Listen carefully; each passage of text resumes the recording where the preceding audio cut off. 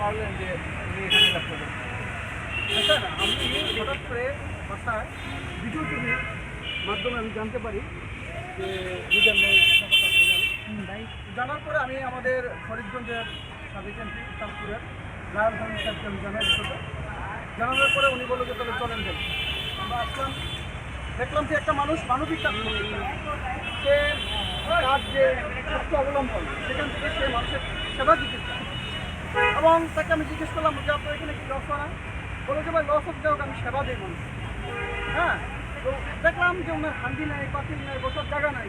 তখন ওনাকে 22,000 টাকা দিলাম যে আপনার চেয়ার টেবিল কিনে আপনি সুন্দরভাবে মানুষকে সেবা দেন। এবং সেই সেবা দিবে আমি মনে করি আমরা জাতীয়তাবাদী দল বিএনপি আমরা যুগে যুগে প্রতিজ্ঞ মানুষের পাশে ছিলাম, ভবিষ্যতে থাকবো। একজন দিনমজুর পরিশ্রম করে কর্ম করে খায়, তার পাশে আমাদের দাঁড়ানো উচিত ছিল। সেজন্য দাঁড়িয়েছি, ভবিষ্যতে যদি তার পাশে দাঁড়াবো, সে ভালো কিছু করো।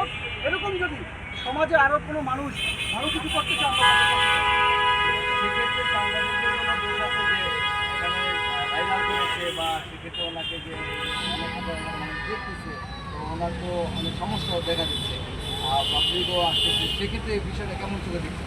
আমি সাংবাদিককে ধন্যবাদ দিচ্ছি যে তারা প্রকৃত একজন দেশপ্রেমিক, একজন ভালো মনের মানুষকে খুঁজে বের করছে। সাংবাদিকদের মাধ্যমেই আমরা তাকে চিনতে পেরেছি, জানতে পেরেছি যে এই লোকটি এখানে আছে, নাহলে আমরা জানতে পারতাম না। এই জন্য হ্যাঁ, একটু বিলম্ব হবে, এটা স্বাভাবিক। কিন্তু সাংবাদিকদের ধন্যবাদ দিচ্ছি, আমি আবারও ধন্যবাদ দিচ্ছি আপনার মাধ্যমে, ভিডিও টিভির মাধ্যমে যারা ওনাকে ভাইরাল করেছে তাদেরকে ধন্যবাদ দিচ্ছি যে সুন্দর একজন ভালো মনের মানুষ। কারণ এই সমাজে আপনি কেউ কাউকে 10 টাকাতে বিশ্বাস করে না, সেখানে সে বিশ্বাসের উপরে তার ক্যাশ ছেড়ে দিচ্ছে, সে রান্না করে দেয়, মানুষ তার নিজের মতো করে খায়। ঘরে যেভাবে মানুষ নিজের মতো করে খায়, সেখানে এখানে খাচ্ছে। কিন্তু আমি মনে করি যদি কেউ এই তার সরলতা যদি তার সাথে প্রতারণা করে, কেউ যদি ঠকায়, সে মহান আল্লাহর দরবারে জবাব দিবে এবং তার মিজানের কিছু হবে না। মিজান আরও উপরে উঠবে, আরও ভবিষ্যৎ আরও উপরে যাবে। কিন্তু যে তাকে ঠকাবে সে ধ্বংস হয়ে যাবে এবং সে তার আল্লাহর দরবারে জবাব দিবে। মানুষ তো বলছে যে সাংবাদিকরা অনেকে